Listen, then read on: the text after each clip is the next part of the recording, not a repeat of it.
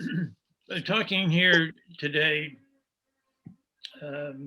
with David Andelman, who's a longtime columnist for CNN and veteran correspondent for the New York Times, CBS News, etc.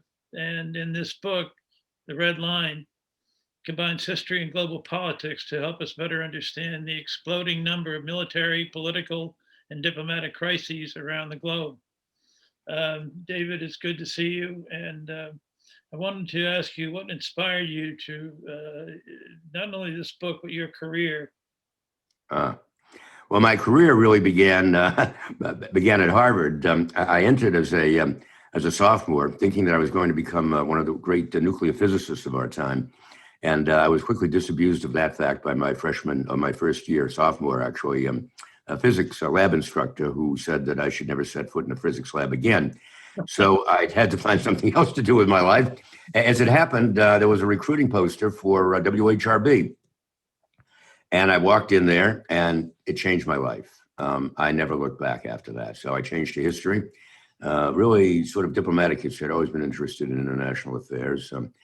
I came under the wing of Ernie May, Professor Ernest May, who was just an extraordinary figure and has really inspired my whole career. I nearly became a historian as a result of my early dealings with him, but decided I would rather be writing about the world today, and rather than writing about the world that someone else had been chronicling, a century ago. So I became a journalist instead, but with a sentiment of history and understanding that history really is the prism through which I think the best journalism can be seen. And that's how this book really came about. This one and several of my others is my fifth book, actually. But I've always, traveling around the world, I've really always looked at the events that I've been covering with the sense of what led up to this and what motivated it and what were they grounded in. And, very often it was history, and it was very often, again, increasingly, it was red lines, and, they go very far back. So when it finally came time to do something important towards the end of my career, I like to think it's not necessarily maybe perhaps the end, but later in my career, red lines seemed to be a very important moment to chronicle. Were there any roadblocks that you felt in starting your career? No, actually, I kind of wish I'd stayed another year at Harvard. I did Harvard in 3 years, which I many years later regretted. I wish I had stayed on for a fourth year. But I was anxious to get out and set the world on fire. I'd been accepted at Columbia Journalism School and jumped immediately into journalism. And I guess hurdles, I've been very fortunate. I've always somehow been in the right place at the right time. I happened to be talking with Roy Silver, who was the New York Times correspondent in Mineola, Long Island correspondent. And I said, I really want to get overseas. And he said, well, my next door neighbor is the deputy foreign editor of the Times. He mentioned my name to Jerry Gold. He said, Seymour Topping, the then foreign editor, later managing editor of the Times, happens to be looking for a young intern, a news assistant. So, and he would have, had this been a week later, Top would have chosen someone else. Been a week earlier, he probably wouldn't have been thinking about it. But that's how I got to the Times for 12 amazing years, and all over the world: Southeast Asia, Eastern Europe, Albany, all sorts of exciting places. Yes. You mentioned many red lines. Again, going back to the publication of your first book, to publication of the Red Lines now. What would you say would be the 5 either most important, significant, or gravest red lines that we faced in between 73 and 21?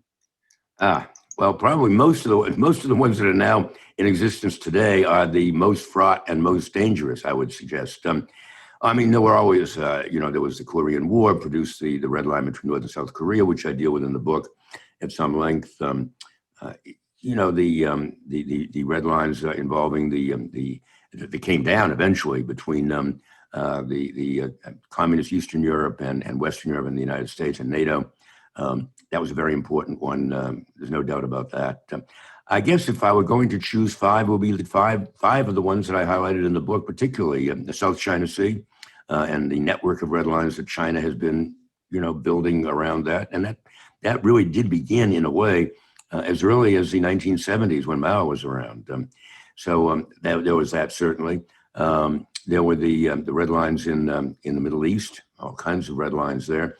Many of these dated, in fact, back to, which I treated, by the way, in my next to last book, Shattered Peace, date back to the Treaty of Versailles at the end of World War I. And these were the lines that the peacemakers then drew. They really had very little idea what they would. They'd never been to most of these areas. They'd never visited them. They never understood the people and their religions and their desires, their hopes for the future, their dreams for the future. So they established these red lines that were all but impossible to defend, and those continue now, and they are the most unstable in many respects in the world still today. Africa was just became a very big deal in the last couple of decades, and there are a number of red lines across Africa. But again, those you can trace back certainly to what was called the Scramble back in the around 1890s when Europe first discovered Africa and began dividing up the continent among the colonial powers. So there are all sorts of interesting red lines that have, if you trace them back, you realize what their origins were. In many respects, how ignorantly they were established, and yet how toxic, therefore, they are today. And that's really, if there was a message from the book, that's the message. If you're going to draw a red line, make sure it works, it's effective, and it's stable. The first part of the acknowledgement, which is how the book begins, is one of my favorite passages. The genesis of this book goes back really to my earliest days traveling the world as a foreign correspondent, first for the New York Times, then for CBS News. But I owe an even earlier debt of my studies at Harvard under Ernest R. May, the great diplomatic historian, and Henry Kissinger, then the brilliant professor of government and international affairs. Throughout my career, they succeeded in opening my eyes to the reality that today's seismic shifts in red lines and boundaries, geographic, political, or social, enforced by diplomacy, arms, or simply states of mind, may be traced to innumerable events I've chronicled personally over the past half century. When I began my research and compilation of red lines for this project, it began to dawn on me that the numbers, not to mention their reach and impact, were staggering. Effectively, there are more red lines in all their manifold forms and iterations in existence today than at any other single moment in history.